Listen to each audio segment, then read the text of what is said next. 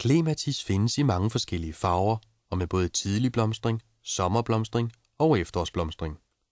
Klematis trives i muldrig jord og plantes i et hul, som er rigeligt stort. Bland jorden med spagnum grundigt. Send planten ned med rodklumpen ca. 10 cm under jordoverfladen. Fyld hullet med plantejord og tryk til. Vand derpå grundigt, og det er vigtigt. Læg sand rundt om rodhalsen op til jordoverfladen.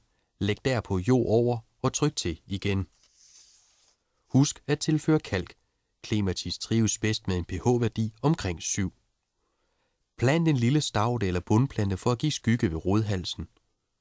Forårsblomsterne klematis beskæres efter blomstringen, og øvrige kan beskæres om foråret eller efter blomstring. Nu vil du få en klematis, som vokser sig stærk og giver masser af blomster. Vælg i menuen det program, du gerne vil se.